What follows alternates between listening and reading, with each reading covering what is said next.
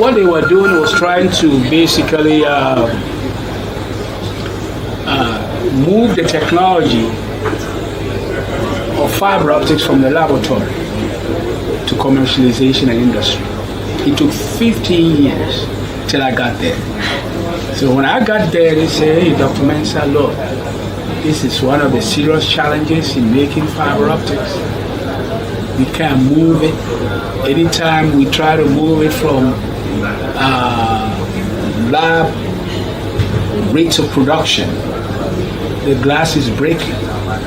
You know, we reach 2 meters a second, and that's the limit. We need to get higher. So I was put in charge of that project. You know, all the co-inventors with me, Bob Bauer, Peter Schultz, and Don Keck did the initial work. I was the only black among the team. So Peter Schultz said, Doc, hey, it's on you. And so within 1 year, I've solved that problem. My first patent and invention. After 15 years Yes. of work. Yes. And it's always good when you have somebody from outside come and look at a problem. Yeah, they've got fresh eyes. Yeah, fresh eyes. And I'm naive, 35-year-old. I didn't know it was difficult. And so I had used a technique that I had developed. The technique was making we call fiber optics applicator. You know, the glass, you melt the glass at 2000 C and pull it like taffy, which is like your hair strand. But immediately you have to cool it and put a coating on it. You be curable coating. You got to put it on it fast. That's where the bottleneck was. It reaches 2 meters of pulling rate, then it breaks. You know, they have $100 million plant. They cannot be, wasting time, always stopping, and And so when I made the coating applicator out of plexiglass initially, so I can see what's happening, never been done before.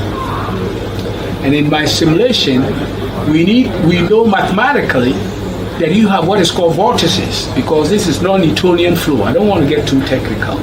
So you have vortices around this glass that's being pulled, created because the coating is viscoelastic.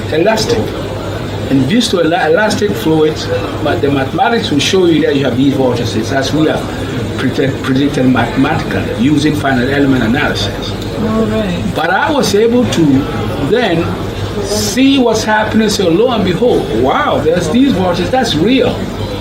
And what I knew was to take the camera for the first time and videotape what's happening in the process, so I can watch it on TV later and say, aha, this is how I can solve it. So from that, I developed a whole new design. They used to call it the Mensah system or Mensah answer.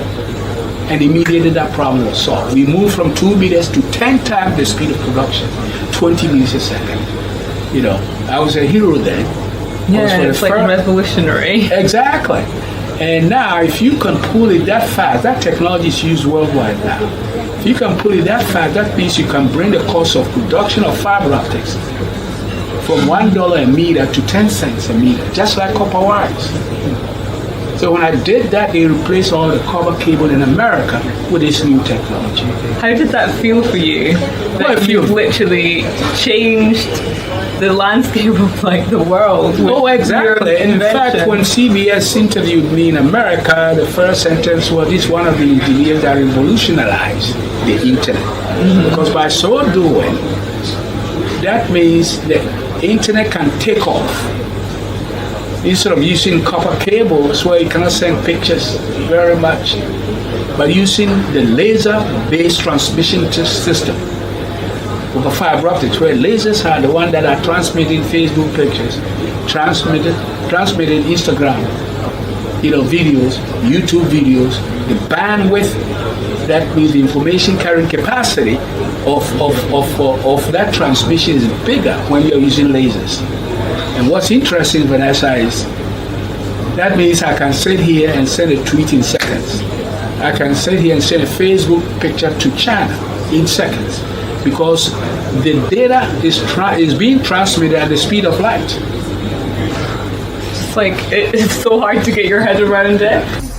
So when you came on board, You solved the problem that they had been trying to solve for 15 years within 1 year. You did that within 1 year. Did you face any challenges? Because when I say this, recognizing 1985, around that time, did they have a lot of people who looked like you in that industry? I'm the only black person, African, Ghanaian, Yes. in charge of the program. In charge of the program. White people working for me, reporting to me. How did that go? How did that work out for you? The draw tower. Okay. So at 4 stories high. Cost $5 million. I am in charge. In 1985. Yes. And my first patent, they filed it just like that. Fastest patent to receive by anybody. Really? I got it in 6 months. This is a story that most people, again, like I said, they don't know. No. And they don't understand the influence of those who have paved the way, because that's what you did. You paved the way, because with that first patent happening, and people, a lot of times, people don't understand what patents are and how they work. So that was your first patent. You have 14 patents. Yes. Actually, in addition to that, 7 of the 14 patents were received in 6 years. So that's unheard of. So your technology is instrumental in these drones that we have flying and capturing all these shots. Yes. Because as you see, in one of the videos that have been sent out there, I designed drones for the Pentagon in the United States. Wow. I see. I'm looking through the book. And so when Pentagon, I have one drone. The drone application is using all the Pentagon platforms. And you designed it. I designed it. I developed drones. I have a drone, Jay. The drone 5 meters.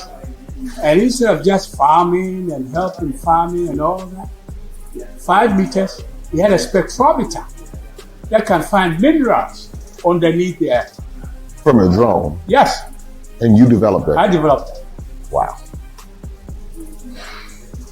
I mean, it's fascinating, because I'm not a technical person in the sense of, but in my mind, I'm trying to figure out, well, how does someone even think to take a drone to discover minerals? It's like, that's the thought process, to say, well, who would even think to find minerals in the ground from a drone? But that's your gift, and that's your contribution.